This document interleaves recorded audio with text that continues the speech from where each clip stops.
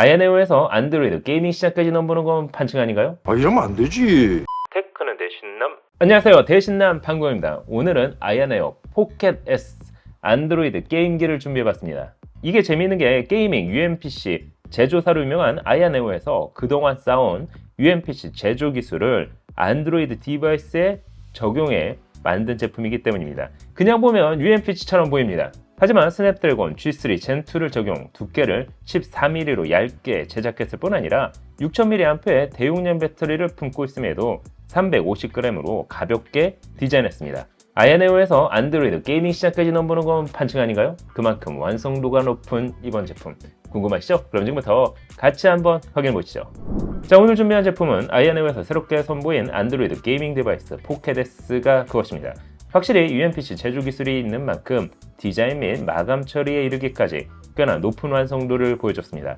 앞서 말씀드렸지만 6000mAh의 대용량 배터리를 품고 있음에도 가로 213.9mm, 폭은 85mm, 두께는 14mm, 중량은 350g으로 스마트폰만큼 슬림할 뿐 아니라 가볍게 제작됐습니다. 지난번 리뷰한 오딘2 420g과 비교하면 그 차이를 쉽게 체감할 수가 있겠죠. 컬러는 블랙, 거기에 올메탈 미드 프레임을 적용한 것은 물론 그립부는 샌드 블래스팅 공정을 통한 무광 블랙 컬러를 적용, 전체적으로 고급스러움을 살렸습니다. 제품을 그립해보면 알겠지만 메탈이 주는 묵직한 무게감은 꽤나 만족스러웠습니다. 하지만 14mm로 슬림한 두께로 인해 그립 시 볼륨감은 적었습니다. 게임패드 구성은 좌우 아날로그 휠을 시작으로 D패드, AXY B 버튼, 홈 버튼, 아야네오 전용 버튼, 들어가기 버튼, L1, L2, LC, R1, R2, RC 버튼, 볼륨 및 지문 인식을 지원하는 전원 버튼에 이르기까지 풍성한 게이밍 버튼을 지원합니다. 특히 아날로그 휠 아래로 홀 감지 RGB를 지원, 화려함까지 챙겼습니다. 거기에 버튼 한 번 클릭으로 최대 성능 모드로 변환 가능한 부스트 버튼 역시 측면에 위치해 있습니다. 하지만 그 무엇보다 가장 마음에 드는 기능은 바로 UMPC에서나 볼 수 있었던 아야네오 전용 소프트웨어를 지원한다는 사실입니다. 전용 버튼을 클릭하면 바로 불러낼 수 있을 뿐 아니라 실시간 프레임부터 CPU, GPU 점유율 및 온도 그리고 펜 속도까지 모니터링 가능합니다. 특히 사용자 용도에 맞게 저전력 모드, 밸런스 모드, 게이밍 모드, 부스터 모드까지 4단계로 나눠 TDP 값을 조절할 수 있는 것은 물론 그에 맞게 펜 속도까지 자동으로 조절됩니다. 기존 안드로이드 게이밍 디바이스에서는 이런 모드를 지원하지 않아 넷플릭스 영상을 시청하더라도 최고 성능 모드에서 시청해야 했다면 이번 제품은 사용 환경에 따라 설정 값을 변경할 수 있어 배터리 효율 역시 높일 수 있게 됐습니다. 또한 물리적 게이밍 패드를 키매핑할 수 있는 기능 역시 함께 지원하고 있어 어떤 게임을 하던 자신에게 맞게 세팅할 수 있습니다. 이를 통해 FC 온라인, 원신, 배틀그라운드 이르기까지 모바일 게임을 게임패드로 즐기는데 전혀 어려움이 없었습니다. 만약 엑스박스 게임 패스를 즐긴다면 별도 설정 없이 바로 게임패드를 통해 게임을 즐길 수 있습니다. 그럼 이번 제품의 실제 스펙과 성능은 어떨까요? 비싼 게임기인 오딘2의 경우 스마트폰에 사용된 스냅드래곤 8젠2를 탑재한 것과 달리 이번 제품의 AP는 퀄컴 스냅드래곤 G3 젠2가 사용됐습니다. 쉽게 말해 게이밍 플랫폼에 맞게 설계된 AP를 적용했다는 사실입니다. 기존 스냅드래곤 8젠2는 스마트폰에서 중시하는 AI 기능, 고급 카메라 기능, 다중 카메라 지원 및 5G 통신 기능과 같은 기능을 담고 있습니다. 하지만 게임을 위한 디바이스에 이런 기능은 오히려 오버스펙이라 할 수가 있겠죠. 그래서 해당 기능은 최소화하고 게임을 위해 새롭게 설계한 칩셋이 바로 G3 젠2입니다. 어쩌면 불필요한 기능을 제거함으로써 가격적인 부담을 줄이고 배터리 효율도 높일 수 있게 되는 거죠. 그래픽은 아드레노 A32가 사용됐습니다. 중저가 스마트폰에 적용되는 GPU지만 클럭을 1GHz로 높여 성능을 보완했습니다. 스냅드래곤 8젠2에 들어간 아드레노 740이 더 상위 모델이라 할 수 있지만 주파수는 최대 719MHz를 지원하는 만큼 실제 성능에서는 이번 스냅드래곤 G3 젠2가 더 높게 나왔습니다. 램은 LTDDR5X 8533Mbps를 지원하는 16GB 램이 탑재됐습니다. 저장 장치는 UFS 3.1 128GB, 그 외 측면 마이크로 SD카드 슬롯을 통해 저장 공간은 확장 가능합니다. 그럼 이제 실제 성능을 테스트해보도록 할까요? 우선 스냅드래곤 G3 젠2 AP의 성능부터 테스트해봤습니다. 4단계 저전력 모드부터 부스트 모드까지 TDP 값을 나눠 테스트를 해본 결과 표와 같이 싱글코어는 최대 5배 이상, 멀티코어는 최대 3.4배 정도의 성능 차이를 보여줬습니다. 참고로 최대 부스트 모드 시 싱글 코어는 2134점, 멀티 코어는 5595점으로 스냅드래곤 H2와 오차 범위 내에서 비슷한 성능을 보여줬습니다. 하지만 그래픽 성능이 있어서만큼은 많은 차이를 보여줬는데요. 참고로 그래픽 성능은 편의상 밸런스 모드와 부스트 모드 두 가지로 테스트했습니다. 스틸 노마드 라이트의 경우 표에서 보이는 것처럼 밸런스 모드 대비 약 28% 정도의 성능 차이를 보여줬습니다. 스냅드래곤 H2보다 28% 더 높은 점수를 보여줬는데요. 두 번째, 솔라베이를 테스트해본 결과 밸런스 모드 대비 부스트 모드에서 약 25% 정도의 성능 차이를, 스냅드래곤 H2 대비 18% 정도의 더 높은 점수를 보여줬습니다.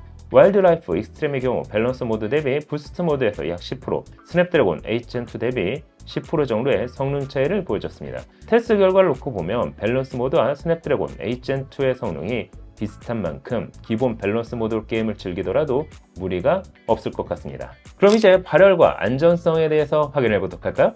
같은 벤치를 20회 반복하는 스틸 노마드 라이트 스트레스 테스트를 돌려봤습니다. 스냅드래곤 H2를 품은 오딘2의 경우 최대 점수 1090점, 최저 1073점으로 98.4%의 안정성을 보여줬습니다. 배터리 역시 99%에서 시작 93%로 약 6% 정도의 배터리 소모성을 보여준 반면 아이언에어 포켓 S는 최대 점수 1407점, 최저 점수는 1251점으로 안정성 88.9%를 보여줬습니다.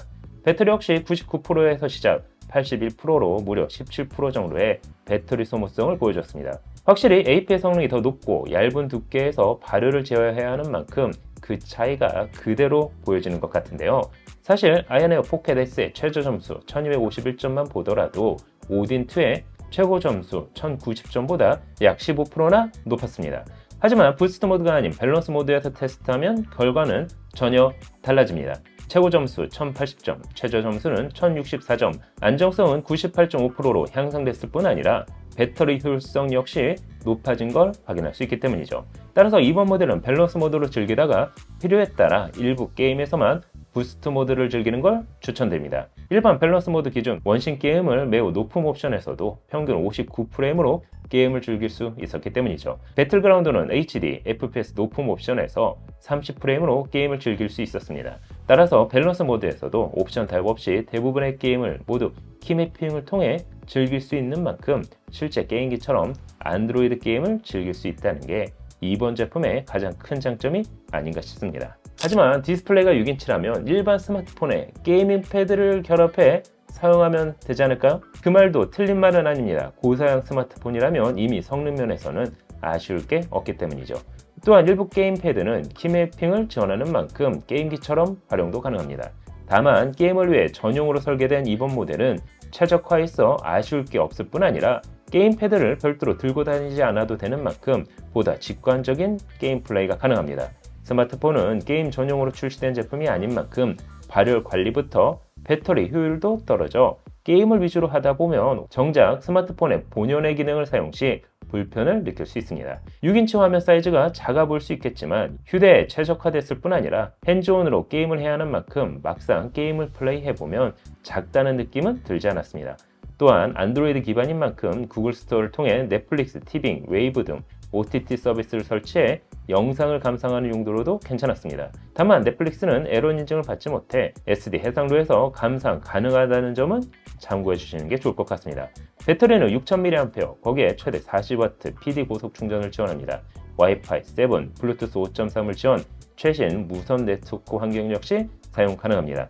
판매 가격은 AS 1년 안심 직구 포함 리뷰 모델 기준 539,000원, 그보다 상위 모델인 16GB, 512GB 모델은 639,000원에 판매되고 있습니다. 가격이 저렴한 편은 아니지만 아이언에어에서 제작한 디바이스만큼 높은 완성도와 배터리 효율성까지 기대가 커서 그런지 기본 모델은 6월 기준 이미 매진됐습니다. UMPC 제조사에서 만든 아이언에어 포켓 S, 여러분이 보시기엔 어떠신가요?